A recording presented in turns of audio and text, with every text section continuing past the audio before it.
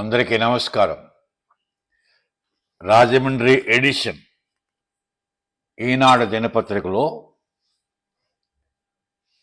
ఒక అత్యంత ప్రాధాన్యమైన ఒక వ్యాసం ప్రచురించారు. దాని హెడ్డింగ్ నవశక్తిని రక్షించలేమా, యువతని రక్షించలేమా. నాకు అర్థం కాలేదా అది వ్యాసం, ఆ హెడ్డింగ్ చూసి. ఏంటి, ఏమైంది, యువతకి ఏమైంది? అప్పుడు ఆలోచించాను, తెలుసుకున్నాను. మన భారతదేశం ప్రపంచంలోనే అత్యధిక యువశక్తి ఉన్న భారతదేశం, ప్రపంచంలోనే మొట్టమొదటి దేశం. అటువంటి యువశక్తి ఉన్న దేశం అది. అంతటి యువశక్తి ఉన్న దేశంలో ఈ స్లోగన్ ఏంటి? నవశక్తిని రక్షించలేమా అంటే యువత ఏమవుతోంది? ఎందుకు వాళ్ళ ప్రమాదమైన పరిస్థితుల్లో పడ్డారు? ఎందుకు రక్షించవలసిన పరిస్థితి ఏర్పడింది అని ఆలోచిస్తే చాలా ఘోరాతి ఘోరమైన నిజాలు బయటపడ్డాయి. అత్యంత ప్రమాద వ్యాసంలో రాసిన దానికన్నా ఎక్కువ ప్రమాదమైన పరిస్థితిలో యువత పడిపోయింది.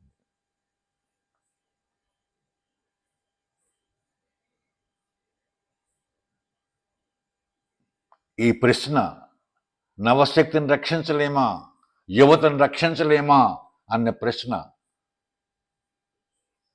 ఎవరిని అడిగింది?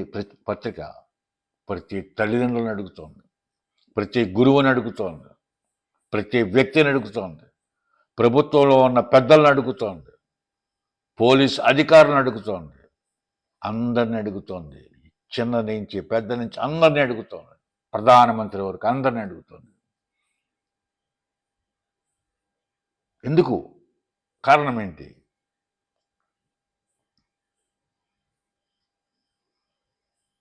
మన యువత ఏ దిశలో పయనిస్తోంది?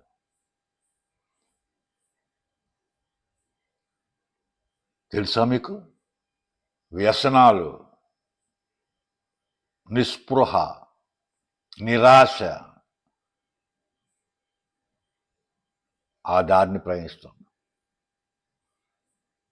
ఎప్పుడైతే నిరుద్యోగం, నిరాశ, నిస్పృహ, వ్యసనాల్లో పయనిస్తుందో ఆ యువత ఏమవుతుంది? వాళ్ళ శక్తి ఏమవుతుంది? నిర్వీర్యం అయిపోతారు. యువత నిర్వీర్యం అవుతే దేశం ఏమవుతుంది? భగవంతుడికే తెలియాలి.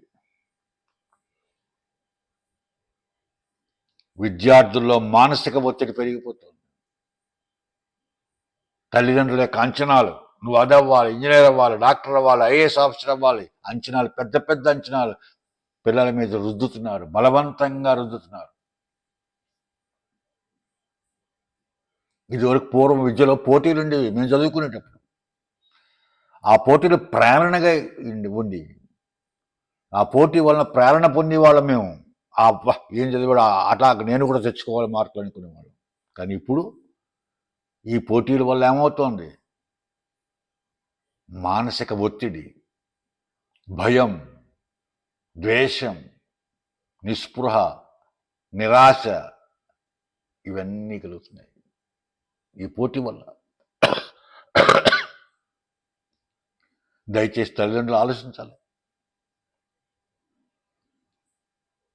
ఆ భయాందోళనకి, ఆ మానసిక ఒత్తిడి తట్టుకోలేక వాటి నుంచి తప్పించుకోవడానికని చెప్పి దేనికి అలవాటు పడుతున్నారు? మత్తు మందులకు అలవాటు పడుతున్నారు, గాంజాకు అలవాటు పడుతున్నారు, వ్యసనాలకు అలవాటు పడుతున్నారు, తాగుడుకు అలవాటు పడుతున్నారు. ఇంకా అవి కూడా తీరిపోతే ఏం చేస్తున్నారు? ఆత్మహత్యలు. ఇదా మన యువతులని మనం కోరుకునేది? యువత దేశాన్ని యొక్క ఆస్తి. ఈవేళ ప్రపంచ దేశాలన్నీ కూడా భారతదేశం వైపు ఎందుకు చూస్తున్నాయి?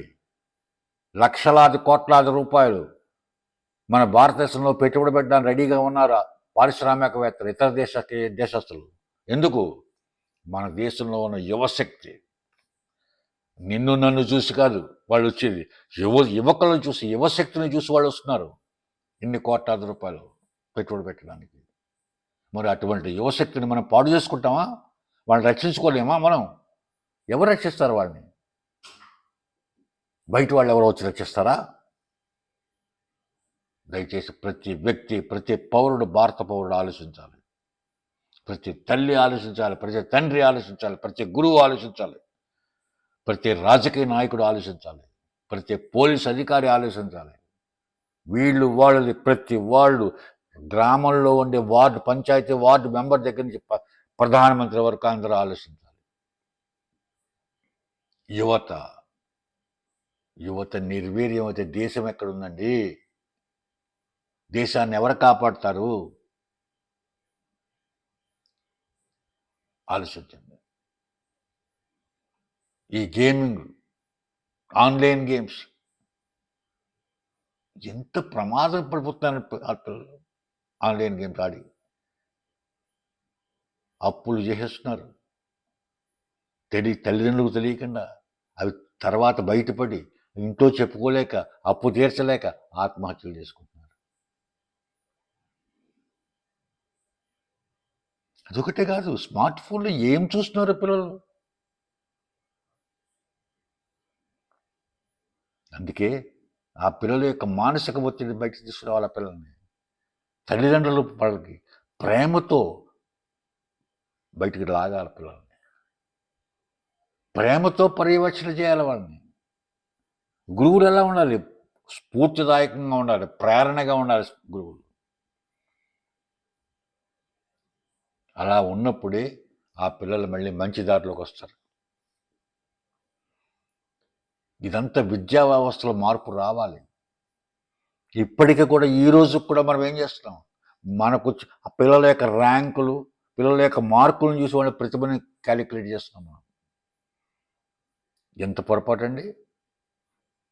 పిల్లల్లో సృజనాత్మక శక్తి ఎంత ఉంది, ఆలోచన శక్తి ఎంత ఉంది, మానవ విలువలు ఏమున్నాయి అతని దగ్గర, కమ్యూనికేషన్ ఎలా ఉంది, వీటి మీద ప్రతిభని కొలమానం చేయండి. వాళ్ళకి వచ్చిన ర్యాంకులు గుర్తు చేస్తారా? వాళ్ళకున్న మార్కులను బట్టి మీరు ప్రతిభని క్యాలిక్యులేట్ చేస్తారా? ఎంత తప్పు అండి అది! ఎంత తప్పుడు కొలమానం అండి అది!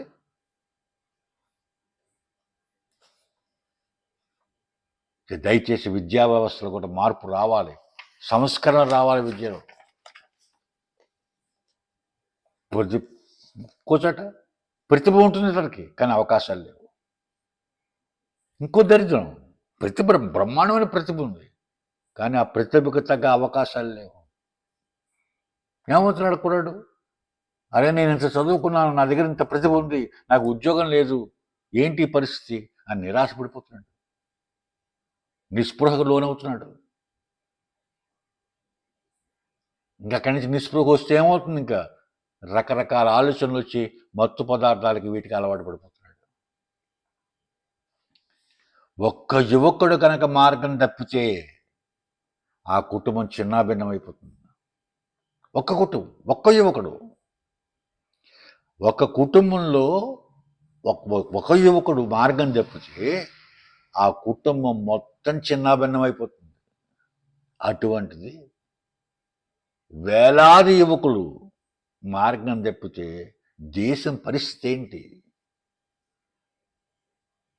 దేశం ముందుకు అడుగు వేయగలదా? వేయలేదు.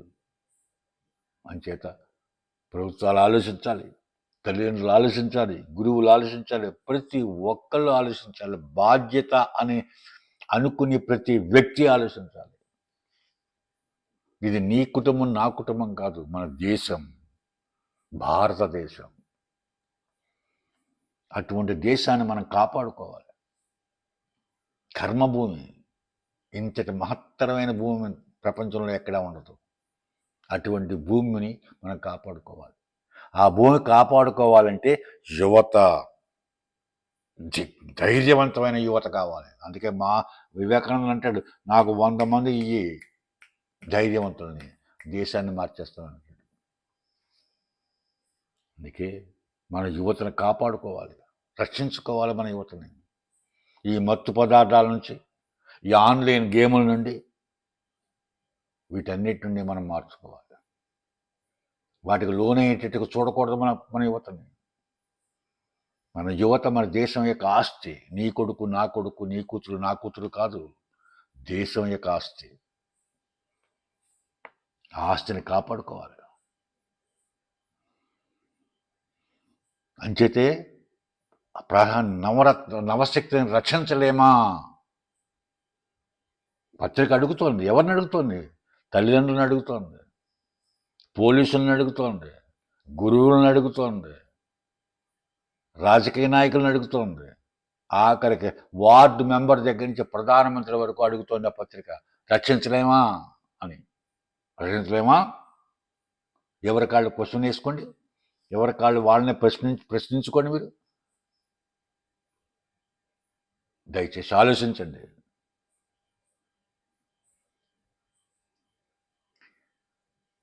దేశ భవిష్యత్ అంతా యువత మీదే ఆధారపడి ఉంది. అటువంటి యువత నిర్వీర్యం అవ్వకూడదంటే ఆ యువత దుర్వ్యసనాలకు లోనవ్వకూడదు. ఆ లోన్ అవ్వకుండా చూడవలసిన బాధ్యత మనలాంటి వాళ్ళ మీద, అందరి మీద ఉంది. అది గ్రహించాలి ప్రతి వ్యక్తి. మంచి మాటలు చెప్పండి, మంచి మార్గాన్ని చూపించండి, మానవ విలువలు నేర్పండి, వాళ్ళకి సంస్కారం నేర్పండి. పిల్లలకి గొప్పగా తయారవుతారండి, ఉన్నత శిఖరాలను అధిరోహిస్తారండి పిల్లలు. ఈ రోజుల్లో పిల్లలు అత్యంత తెలివైన పిల్లలు, అత్యంత ధైర్యవంతులైన పిల్లలు. అటువంటి పిల్లల్ని మనం సరైన దారిలో పెడితే ఏ లెవెల్కి వెళ్తారో, ఆకాశమే అన్నట్టుగా ఎదుగుతారండి పిల్లలు. అంటే దయచేసి ప్రతి వ్యక్తి బాధ్యత వహించి, నా కొడుకు నా కూతురు అనకుండా, ఎవరి కొడుకైనా సరే, ఎవరి కూతురైనా సరే, మనందరికీ బాధ్యత ఉంది. తప్పుడు మార్గంలో పయనించి యువతని మంచి మార్గంలో తీసుకురావాల్సిన బాధ్యత మనందరి మీద ఉంది. ఆ బాధ్యత వహించాలి. ప్రతిజ్ఞ పూనాలు అందరం కలిసి మన యువతను మనం రక్షించుకున్నాము అని ప్రతిజ్ఞ తీసుకోవాలి ప్రతి ఒక్కరు. అలా తీసుకుంటారని ఆశిస్తూ, తీసుకోవాలని మిమ్మల్ని అందరినీ ప్రార్థిస్తూ, అలాగే ఈ వీడియో శాంతం విని నచ్చినా నచ్చకపోయినా కామెంట్లు చేయండి ప్లీజ్. అలాగే సబ్స్క్రైబ్ చేయండి ప్లీజ్.